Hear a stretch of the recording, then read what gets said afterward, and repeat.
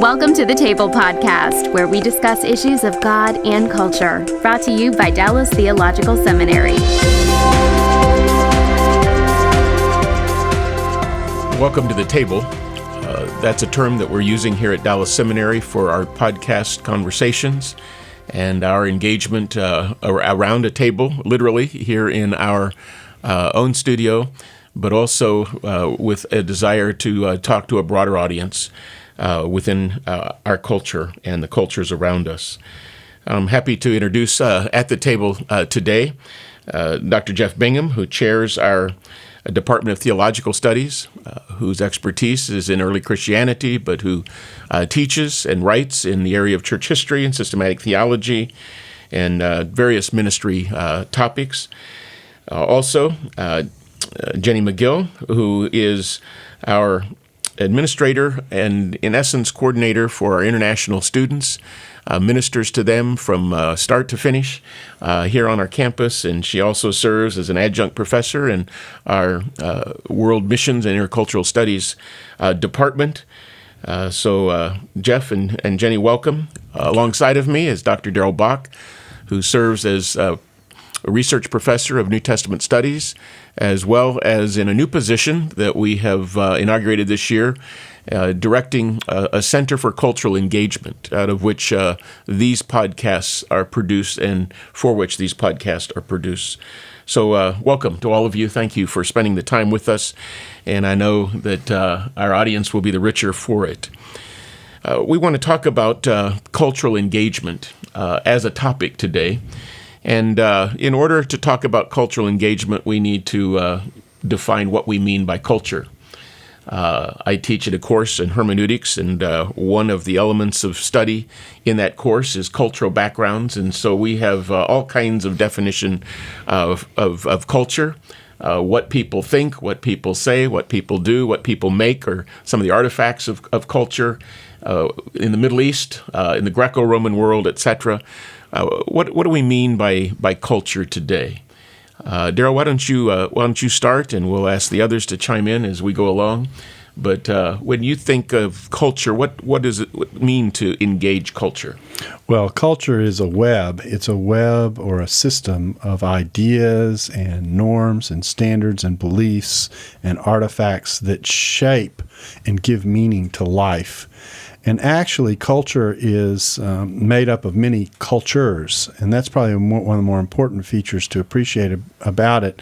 You know, life in Dallas isn't the same as life in New York City, and life in New York City isn't the same as life in Nairobi, Kenya, and life in Nairobi, Kenya isn't the same as in Melbourne, Australia. And so we sometimes talk about culture as if it's this monolith, this single thing, but in fact, it's a very complex thing. Some people, sociologists have said that it's among the more complex words that we have in our English language. But I think of it as a combination of ideas, beliefs, norms by which people regulate their lives and give meaning to life. And then the flip side of it is culture also shapes us by the way culture is, because in one sense, although we contribute to culture, we don't make culture. We're born into culture. We're born into the world, and it makes and shapes us to a certain degree as well. And so there's an interactive element to culture as well. So you live in culture on the one hand, but you also engage with culture on the other. The other analogy that you often hear is it's what water is to fish. It's all around them, and you can't escape it. It's where you live and breathe, and it in some cases both defines what you're able to do and limits what you're able to do at the same time. Jenny, you deal with our international students and minister to them so well, from application all the way to placement, from coming from other cultures and going back to, or even into other cultures in a missional element. What do you see? You know, when you think culture, what is it that you see in those students that is reflected? I've heard that some would refer to culture as a grid or a framework, or recently by Brian Howell and Janelle Williams-Paris, they called it culture as a conversation. But in working with the students, I find that culture is an expression of the image of God instilled in them that God's brought in the creation. So any student coming from all over the world, they're bringing an expression of their culture as instigated by how they grew up and what impacted their upbringing, either their family or historical events or social environments. So I see culture as an expression of the diversity in God's creation. Well, multiple cultures.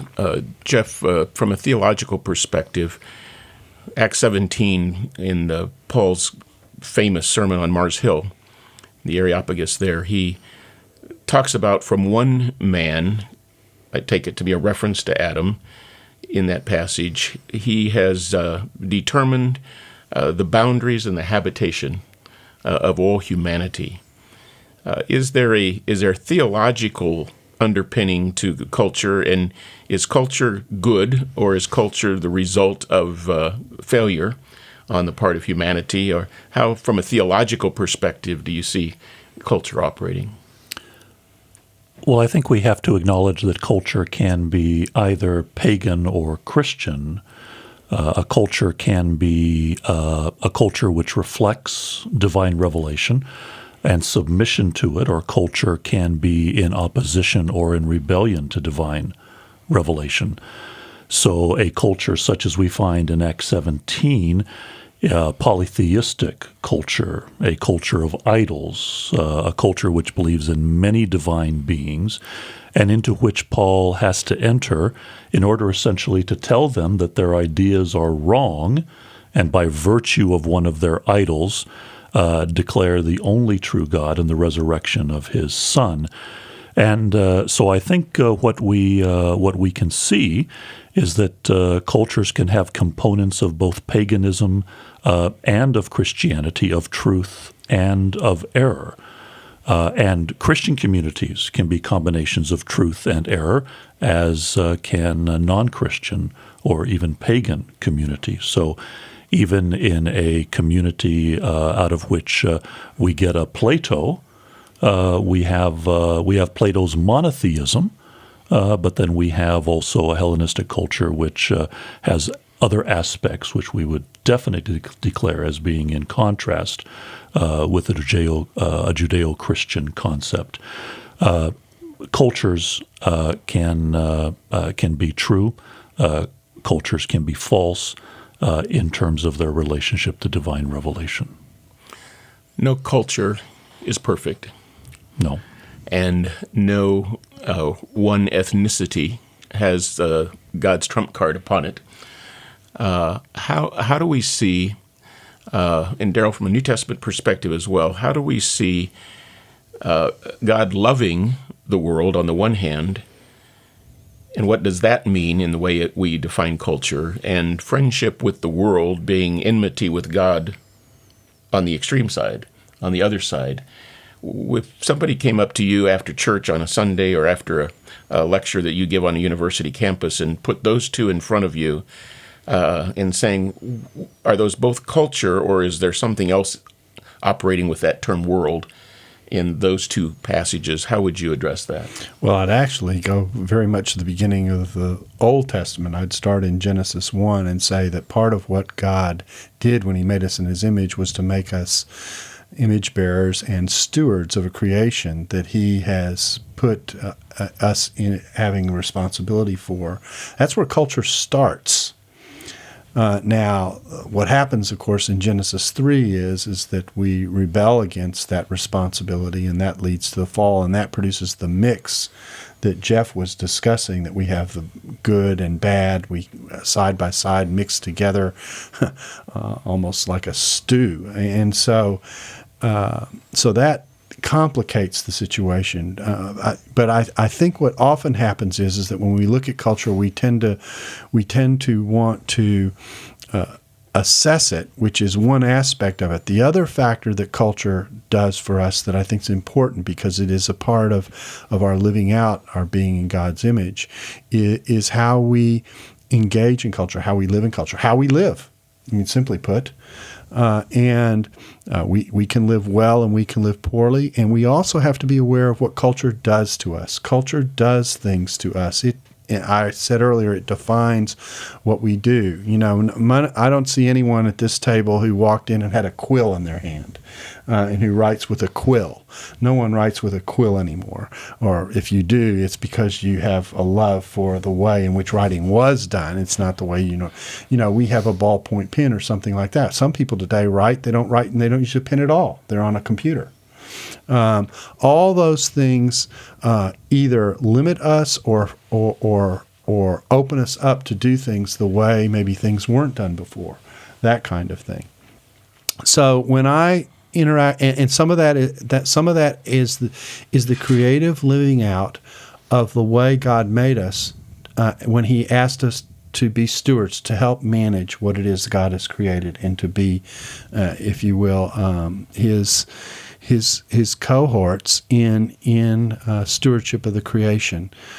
And so that is a complicated relationship that we have with culture. It's something God has asked us to do on the one hand, and yet it's something, because of the way we've done it, sometimes well and sometimes poorly, the record ends up producing all kinds of fallout. Because the other thing that happens with culture when you make things that contribute to the culture is that you may intend something to do something, but then there are the consequences that other people will use it for that can build or distort what it is that's been created.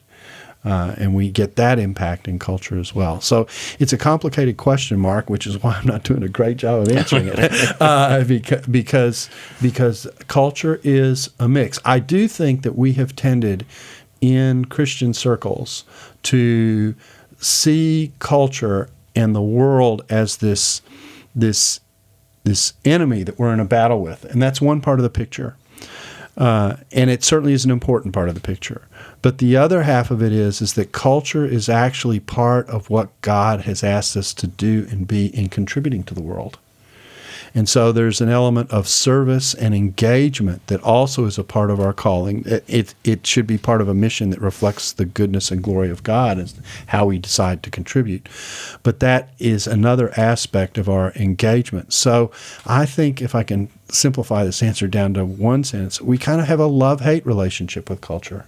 Love on the side of being the expression of the very creativity with which God made us as He called us to steward the culture, but a tension and a hate and a challenge because the world often has rejected the way in which God has asked us to participate in that creation.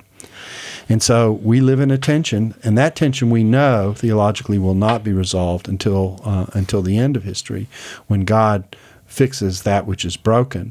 But in the meantime, we're supposed to represent that which is good, and attempt to do that faithfully in a way that shows the character and love and concern of God for all people. Let me go back to the definition of culture.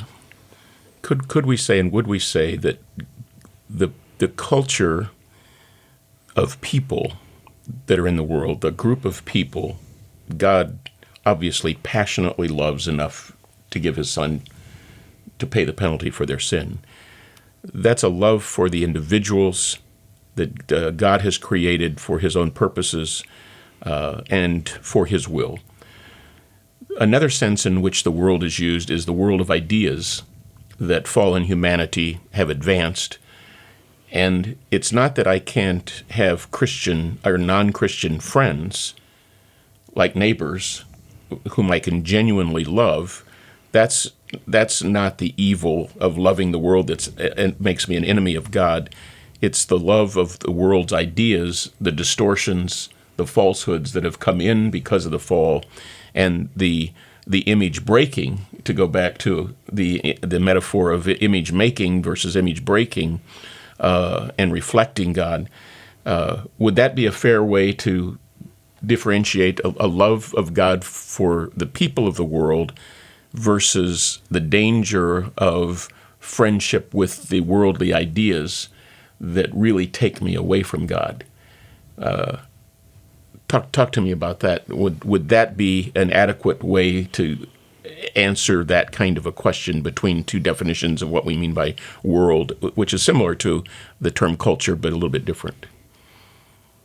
Well, we find cosmos or world used in the New Testament in a negative sense, but perhaps also a neutral sense.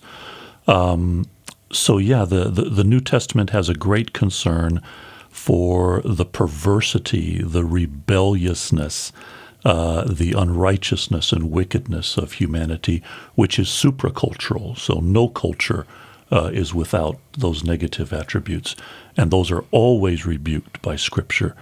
And yet it is clear that we also find a very tender, gentle, and optimistic stand of God to the world, where he sends his Son to the world, becoming like us in every way, yet without sin, joining us in our humanity. I think it's a helpful paradigm that we can look at a culture and realize that every culture has neutral aspects, positive aspects, and negative aspects. And God hates the negative, loves the good, and is probably neutral about the neutral. Let's go back to the question of culture versus cultures. Well, we're in the Metroplex here in Dallas. We have students that come from all over the world and all over the country, and they find that Dallas is not a monolithic culture that they have experienced on television. Not all of us live like the Dallas television program, okay, and reflect that. Many are surprised we don't all have a Southern accent. So the cultures of Dallas, talk to me about the multiplicity of cultures, even within a geographical entity, that have to be taken into account for good ministry and good understanding.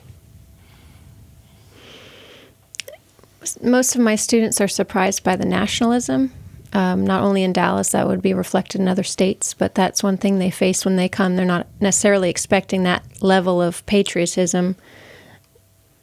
I think that's one factor. Dallas isn't as diverse as perhaps other parts of the country, and yet we have our multicultures represented. So I think a challenge for the students arriving is adapting not only to the idioms or the language or the dialects for foreign students, but also how they're hearing their peers and professors express their faith in a culturally driven way. Without, they're now being brought into another culture expressing its version of Christianity. So sometimes I get very fascinating comments on what they're hearing, what is being represented as Christianity. Would it be fair, Jenny, to say that sometimes students from the outside see things about the way we express our Christianity that we might not be aware of because we live inside the culture, and so we don't see how culturally framed that particular expression of faith might be? Is that what you're hearing from when you hear students comment from the outside, that kind of thing? I would say so. One of my favorite psychologists, she's in Biola, she says every culture has its pathology. And I like listening and learning from the other students of they've given their heart and lives to follow Christ, and how are they seeing the situation that gives me the exposure and the awareness of, oh, maybe I actually had a blind spot. Maybe I don't see in totality. I have a cultural representation of what I understand and the way that I've been socialized my whole life. Whether or not I've traveled, which I have internationally, I still have been socialized over years to see the world a certain way. You know, the one thing that strikes me about that is that sometimes our experience it does have blinders on it because of where we've been and one of the values of a seminary can be this mix that you get. You actually have a conglomeration of cultures. You have a mini, I mean this in a metaphorical sense, United Nations of sorts of Christianity that comes together on the seminary campus, so that students have an opportunity to interact with other students from other cultures and other backgrounds and see their own faith through fresh eyes. That they normally wouldn't see if they were just in their own communities or home churches, et cetera, which tend not to be as diverse as a seminary campus is. And I think of Houston. Houston has actually just been named, I think, the most diverse city in the United States, and we have a campus there. And our campus is actually located in a place that reflects very much of that diversity. There are actually enclaves in Houston that are very clearly nationally marked for. I remember going back to Houston. I grew up in Houston. I remember going back to Houston and going to a section of the city that has become a little Vietnam, for lack of a better description, and I'm sitting here going, boy, that's not the Houston I remember in this part of the city. And so it's really, it's changing. And that forces us to engage at a level and with an awareness of the difference as we interact with students and as we seek to train them to engage in how to help other people think about how they engage in life with this diversity in a way that we haven't before. So I think the issue of cultures within culture is actually another one of the tricks that makes this category of discussion and this aspect of life challenging for us, because most of us are used to living in our own communities with our own expectations and that kind of thing. And so it takes extra effort to be sensitive to learning why people think differently, how they put the world together differently than we do. Jenny, let me ask you to follow up on it. Give us, in our audience, an example. You mentioned the nationalism. We've often heard the incredible individualism of American culture, that it's my way, it's my thought, the lack of community involvement in one sense. What else have you heard from international students as they come here that we might not expect in the expression of, like you said, the expression of faith, the articulation of faith? What give us an example, if you can, of how it would be different. Well, I have several, but I'll pick the first. If certain students are coming to the U.S., and most Americans would define the self as me. For many of these students, they would define the self as other. And everything they choose, the words they use, the gestures they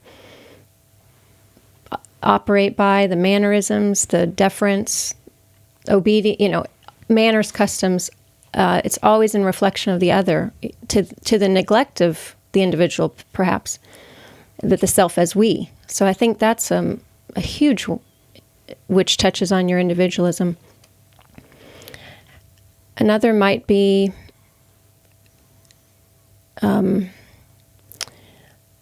expression in.